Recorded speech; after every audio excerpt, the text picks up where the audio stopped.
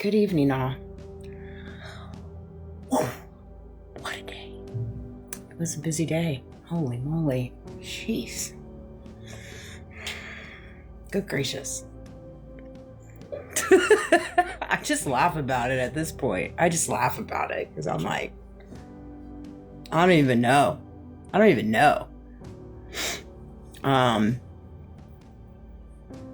don't know. It's unique to me. I said to my son on the way home when I picked him up from work, I said to him, you know what's crazy to me?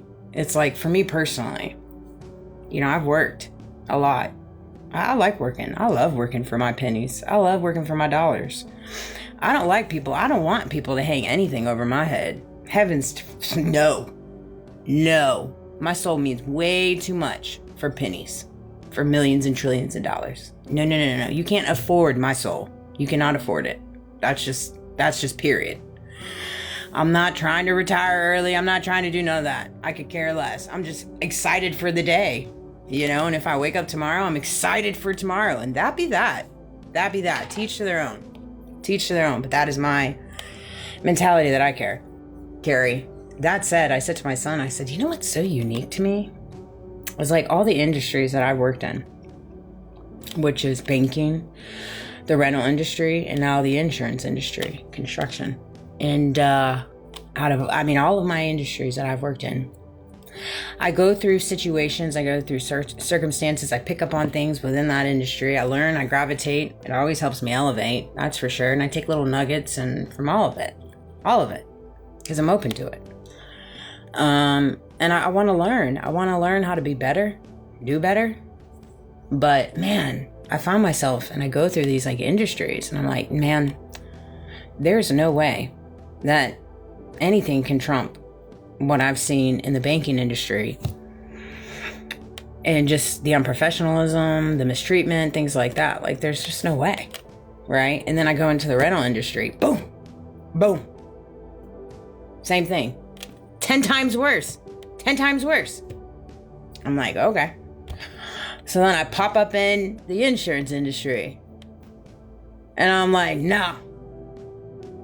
It superseded both of them together. And so it's just crazy to me. So I told my son, I was like, it's just crazy to me. I don't know where somehow along the way we lost our senses and just running industries, businesses within the industries on the up and up, old school checks and balances, and standing by your word, taking integrity in what you say and standing by it, and being authentic and trustworthy in what you're delivering. Don't over promise and under deliver, man. I strive on that.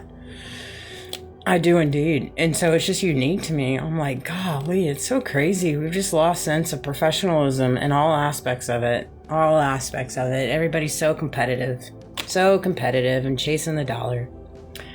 And it just is what it is. And it's just, I just don't buy into it. I don't play into it. I just sit back and enjoy my popcorn and okay, whatever works for you. But I came across a video and they were talking about anointing. I see a lot of videos about anointing, being anointed, anointed by God. And for me, it goes a little something like this. I know I carried anointingness. I do indeed. I know that, and I wear it at the full front. I move mountains not to wear it with pride. I move mountains not to wear it with ego. I move mountains to wear it with humility and humbleness and a forgiving heart, a merciful heart, a graceful heart. An empathetic heart, an unconditionally loving heart. That's what you're supposed to move and operate in. Not an overgeneralization heart, not play the game better than the game's trying to play you, right?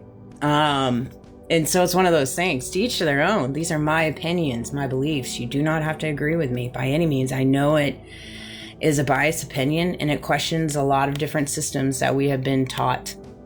And I get it. And a lot of people are fluffered by it. And I hate that. I really do. I hate that part of it. But it is what it is, right? But I believe that we're all anointed. We all are, if we choose. if we choose to be. You have to have the will and desire to carry that anointingness with like the utmost respect and understanding the power that resides in it, and not allow it to go to your ego, right? Not allow it to throw stones, not allow it to take you down dirty roads, and get in alignment with certain things, you know? I told my son, it just breaks my heart to see what's happening in the world right now. I know it all needed to surface.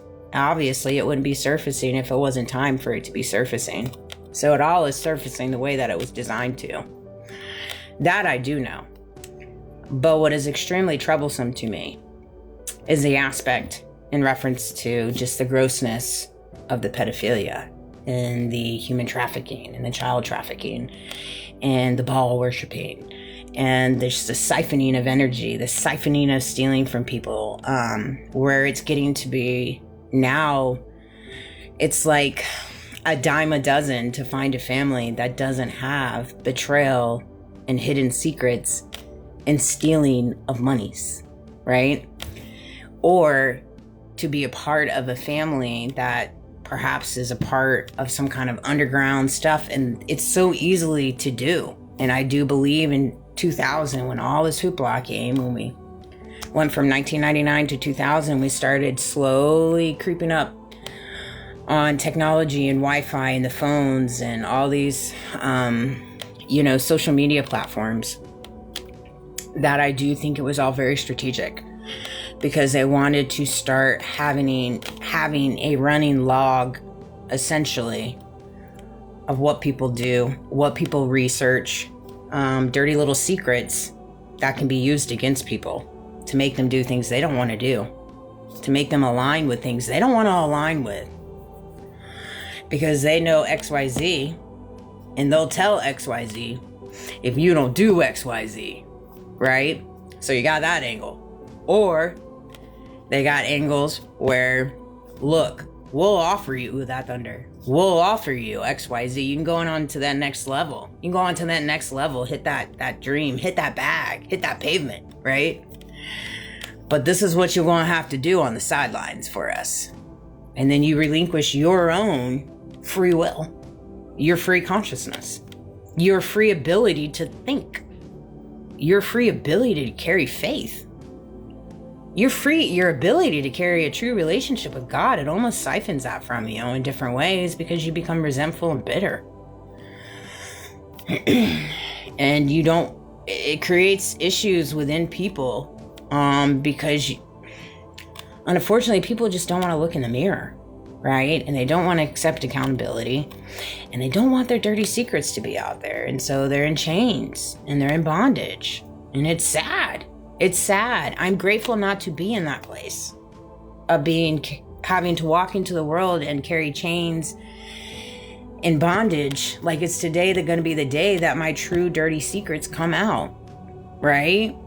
Or is today, instead of like looking at it from that aspect, you have a lot of people as well as going into their day like, okay, this is the day that I have to create more illusions, create more tactics, to create more child's play, to create more bills, to create more propaganda, to create more fake stories where you got to carry these cards here, hold these cards there, push this one out, keep this one behind, Jimmy this, but not Jimmy that. And it's just like, could you imagine having to carry that life while on the same aspect of it, you're having to go into this world and pretend you're happy, happy, happy? You're living just such a joyful life. Everything's rosy-posy in the neighborhood. Could you imagine? Could you imagine? No, it's sad. That's why you have so many people that are just little bots. They don't know which way is right or left, up and down. They don't know. And they want that. They want that freedom. They deserve that freedom. But unfortunately, the way that this world has been built, that freedom can very easily be given to you if you reclaim it. You reclaim it and tell them, look, I'm not going to abide by what it is. Go ahead, do what you're going to do. Do it. Please do. The people that truly love you and know you, everybody makes mistakes. Everybody.